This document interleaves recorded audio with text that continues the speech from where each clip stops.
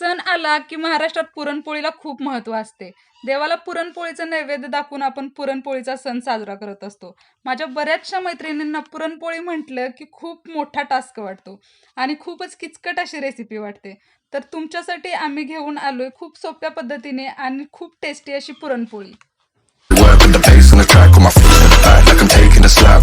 I need a drink, but it's straight from the tap. And I'm hating the slack, couple miles further around like the hate.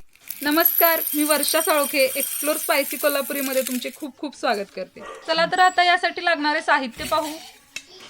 हरभऱ्याची डाळ 1 वाटी घ्यायची आहे. सुंठ, जायफळ आणि वेलची पावडर 1 चमचा घेतलेला आहे. 1 वाटी तेल, गूळ सपाट वाटी घेतलेला आहे. पुरणपोळीचा आट्टा 2 वाट्या घेतलेला आहे. मार्केटमध्ये आपल्याला पुरणपोळीचा आट्टा भेटतो. सगळ्यात पहिल्यांदा कुकरमध्ये पाणी गरम करून हरभऱ्याची डाळ शिजवून घ्यायची आहे.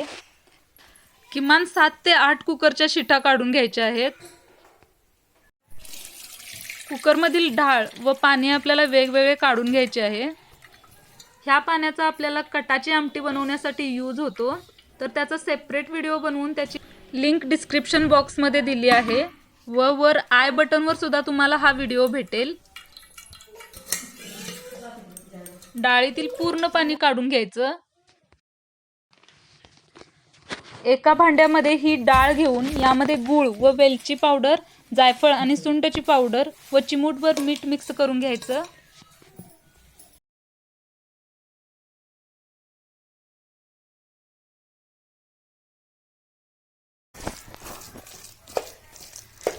आणि हे भांड गॅसवर ठेवून गरम करून घेऊ. गूळ वितळून पाणी सुटेल व ते गुळाचे पाणी आटवायचं आहे.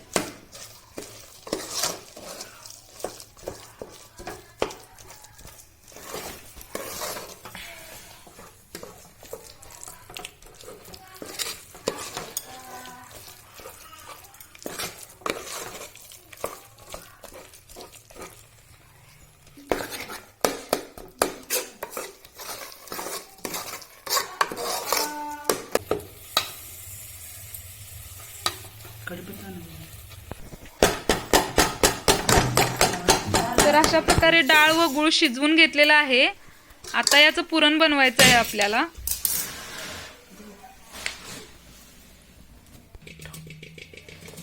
पुरण वाटण्यासाठी आपल्याला पुरणपोळीची चाळण घ्यायची आहे. ही पुरणपोळीची चाळण आहे. यामध्ये आपल्याला आता पुरण वाटून घ्यायचं आहे.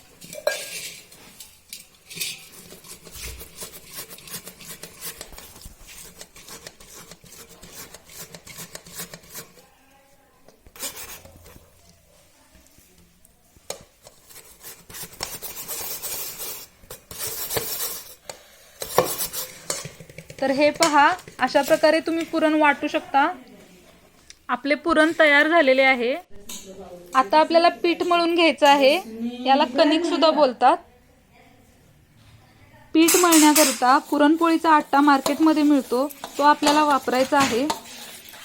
पीठ मळण्याकरता आपल्याला नॉर्मल पाण्याचा वापर करायचा आहे.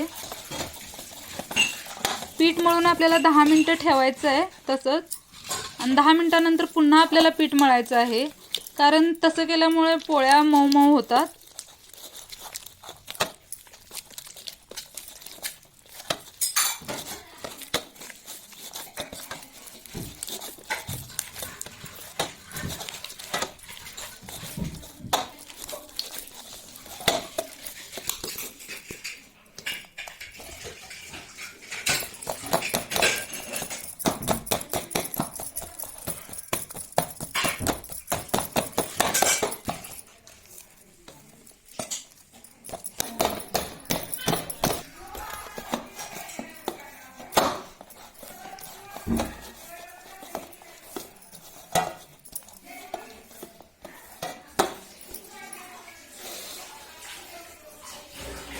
पिठाला थोडं तेल लावून मळायचं आहे. तोपर्यंत मळायचं जोपर्यंत पिठाची कन्सिस्टन्सी अशा प्रकारे होत नाही. तर हे पहा, आपलं पीठ आणि पुरण तयार झालेलं आहे. पीठ थोडं मऊ मऊ आणि पातळच बनवायचं आहे आणि पुरण थोडं घट्ट हवं. पुरणपोळी लाटण्यासाठी आपल्याला आता गोळा बनवून घ्यायचा आहे. तर मी थोडंसं पीठ घेतलेलं आहे त्या पिठाला अशा प्रकारे करायचं आहे जसं मी व्हिडिओमध्ये दाखवलेलं आहे.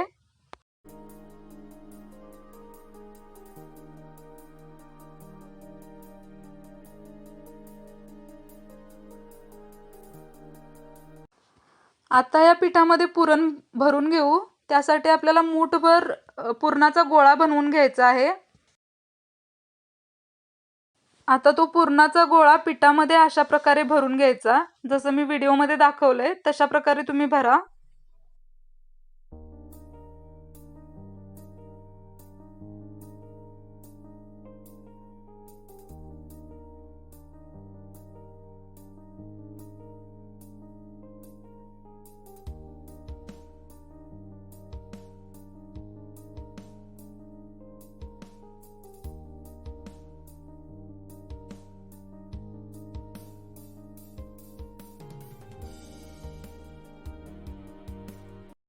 जर गोळा बनवायला चुकला तर पूर्ण पोळीच बिघडते. त्यामुळे गोळा व्यवस्थित बनवून घ्या. मी व्हिडिओमध्ये व्यवस्थित दाखवलेला आहे त्या प्रकारे गोळा बनवून घ्या. तर आता पाहू शकता यामध्ये खालील हाताच्या अंगठ्याने आपल्याला पीठ खाली ओढायचं आहे आणि वरच्या हाताच्या अंगठ्याने पीठ वरती ओढायचं आहे. म्हणजे दोन्ही साईडला व्यवस्थित पिठाचं प्रमाण राहील व गोळा व्यवस्थित बनेल.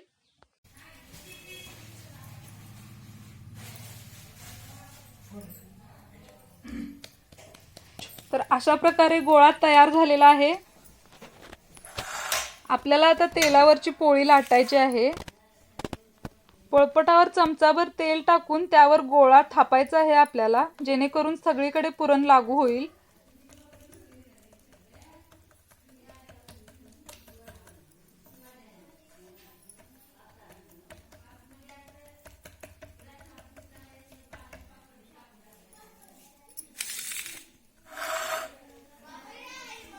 हलक्या हाताने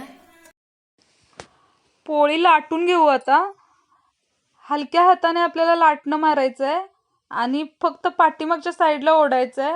पुढं जर लाटणं नेलं तर पोळी चुकते. जिकडे जाड असेल त्या साईडनं ओढायचं आहे लाटणं.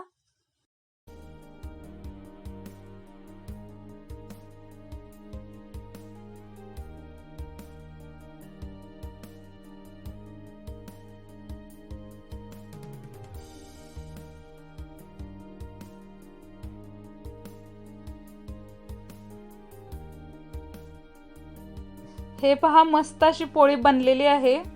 पोळी भाजून घेऊ आता.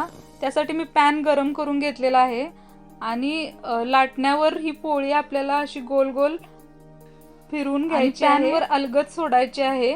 मी पॅनला थोडंसं तेल लावून घेतलेलं आहे.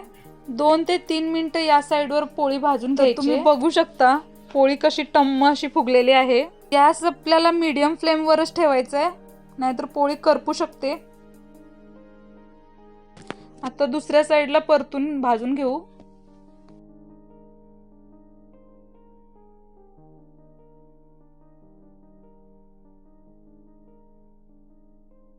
तर तुम्ही बघू शकता अशा प्रकारे आपल्या मस्तपैकी पोळ्या तयार झालेल्या आहेत. आमचा व्हिडिओ आवडल्यास लाईक, कमेंट, शेअर आणि सबस्क्राईब करायला विसरू नका.